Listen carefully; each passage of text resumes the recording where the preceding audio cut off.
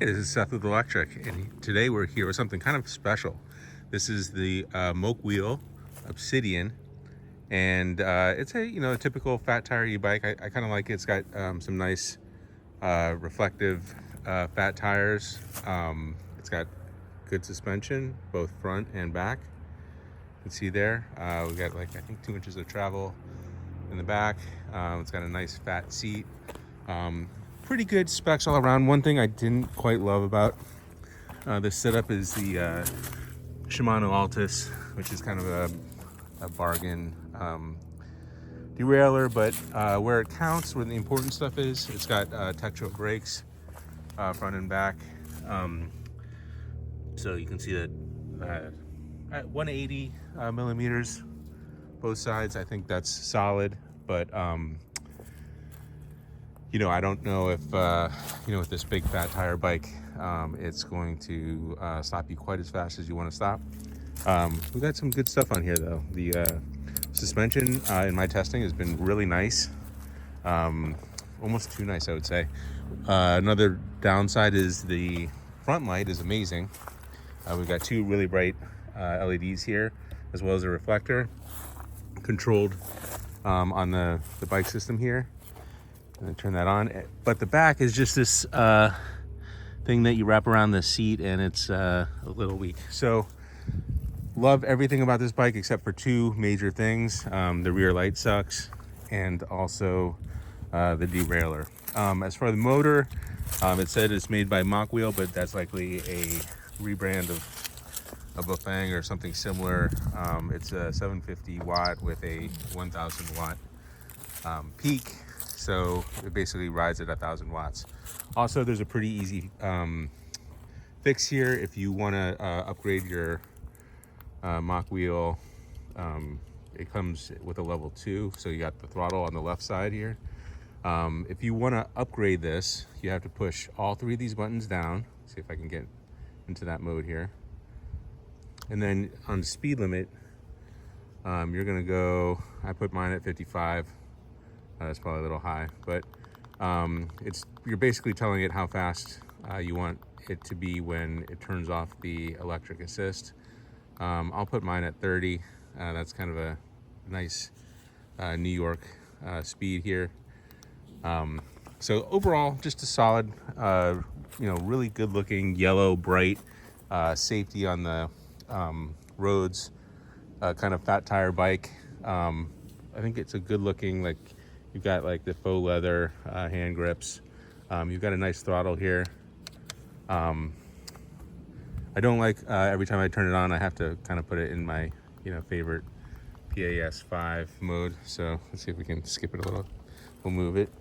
And then what's kind of makes this cool is that it's connected to some solar panels here. So we've got a little solar setup.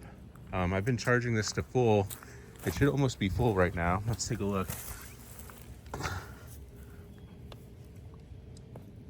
So I don't know if you can even see that because it's bouncing around. But we're at 98%, and we're charging at 53.6 volts. So we were at 95 earlier today. So we're getting a little bit of a charge, not much. It's fall. The sun's pretty low. We're in the forest, so we're not getting full charge, but I think in a typical summer day, you're probably looking at a few hours. We'll add, 20 miles of range. So a nice bike for camping. But what makes it super cool is this little inverter that goes directly into the battery. So this is a DC cable here, and it's running a lot of power in here, and you can take up to a kilowatt out. So I was like, a kilowatt? Well, that's enough to charge a Rivian at level 1 at 8 amps. But apparently not, because we got the red light over there. So something it doesn't like. But we've charged other things. It really is kind of nice here. You have a kilowatt coming out. You've got 100 watt USB-C. You've got a 10 amp, 12 volt DC output. And of course, normal USB stuff. So this is kind of the dream here. So this is a nice little leather thing. You can mount it. I know some Mokwheels have a place to mount this. I tried mounting it on the seat post, but it was kind of rubbing the back tire a little bit. So for now, I'm keeping that inverter off and just keeping it as a separate entity. The solar panels here fold up into like this little suitcase kind of thing. So that's good for camping. You can kind of put it all together and you watch some TV, or charge your laptop, or have some string lights around. You're not gonna, with a kilowatt, you're not gonna do stuff like cooking with electricity, or I guess you could back up a refrigerator for an hour.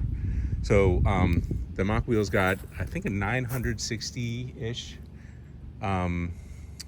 watt hour battery, so almost a kilowatt hour of battery, and running at a kilowatt, you're gonna get an hour of that. So our house actually, it idles at about a kilowatt. So I can imagine, some people would use this kind of thing as a backup for their house. You could plug your refrigerator into it for a couple hours.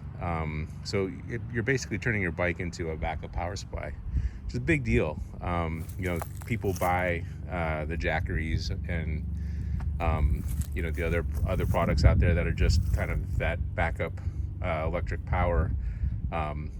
If you're taking your drone kind of far away and you want to have a backup power to charge those drone batteries, or you have a backup battery at a concert or whatever, this can replace that, and it's connected to your bike's battery, so you always have that. And the inverter's not small, but and I think they can probably make it a little bit smaller and maybe integrate it into the bike, and that would be even cooler. But as it stands, it's a pretty cool trick. It would be cooler if I could charge my Rivian with it, even though that's silly and it would only add just a hair of power, but it would be interesting.